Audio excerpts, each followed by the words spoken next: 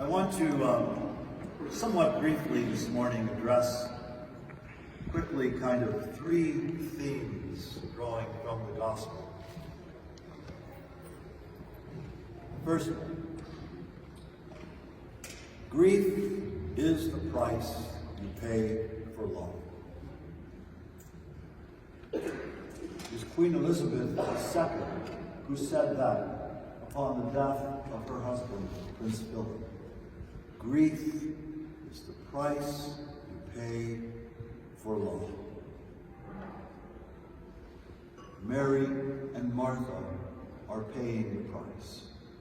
They love their brother. Jesus is paying the price for loving. Because upon the death of someone loved, grief is the most natural thing in the world. If we've never loved, you will escape grief. But if you love, grief is the price you will pay. And many times, you will make a payment on that. And yet, Martha and Mary are not without hope. Even before Jesus raises Lazarus to life, they believe that there is a resurrection, that there is a final day. And Jesus then speaks, the final day is really me. I'm the resurrection and the life. Martha, in this dialogue with Jesus, draws forth from him those profound words that I am the resurrection and the life. Do you believe this? She says, yes, I have come to believe who you are.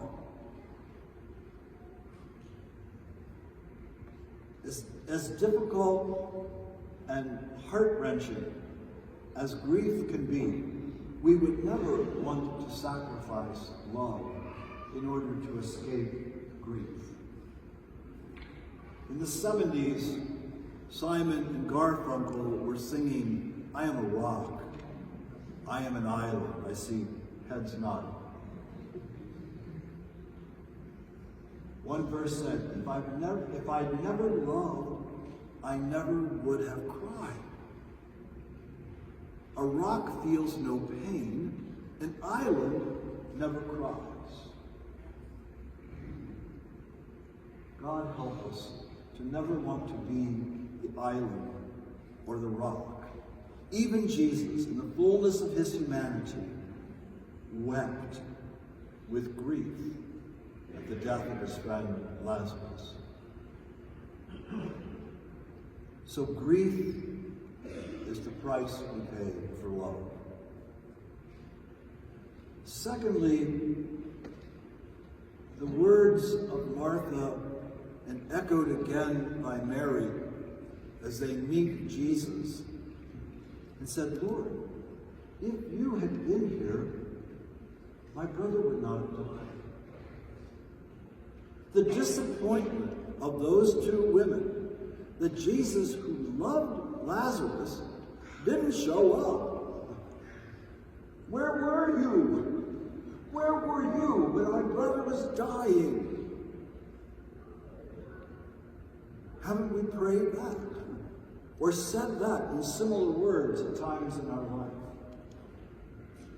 I thought you cared, God, and still you let this happen. I remember a family whose father went in for a very simple surgery, and then there contracted sepsis and infection and was mortally ill. And the family gathered everybody they knew to pray, and still died on Monday morning. And a couple of those young sons lost all faith in God at that point in their life. Why pray? Why go to church? Why should I go to Mass? God doesn't care. So these two women express part of the pain that we as human beings sometimes feel in the face of death or great struggle. Why weren't you there? And yet the message is, I am here. I am here. The third thing is Jesus' final words. Untie him and let him go free.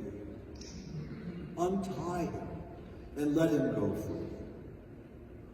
Who of us doesn't identify with some bound upness, something we hold on to longer than we need to? And our prayer can be to the Lord, untie me, unbind me, and let me go free. In the 12-step program, the first step is first you got to say, I'm powerless. I'm powerless. But some people can never get to the first step. We want to be in control. But if we are honest, we have to sometimes let go. Untie and set free.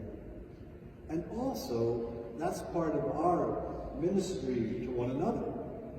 We might be able to do some of that unbinding, unknotting for some other people. How can I help release and free someone who's oppressed, who's suffered, who has been ignored, who has been marginalized? My voice, getting my hands dirty, might be one of the ways that we help set free another sister or brother, a human being who is in our lives. This gospel story directly precedes what we will enter into next Sunday with the Passion of Jesus. But it lends us so much hope. But it also allows us to feel all the human emotions that go with suffering, deaths that we've experienced, with the letting goes in our lives, that God does remain with us and is ultimately our resurrection and life. These final 2 weeks of Lent become even more sort of now our retreat time, our trying to change our hearts this time and allow ourselves to be set free. Ask the Lord to do that for us.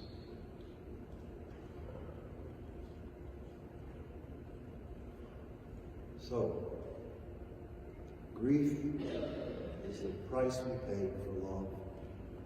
Disappointment, we're free to express it to God, cry it out to God if we need to. And let God untie us and let us go free.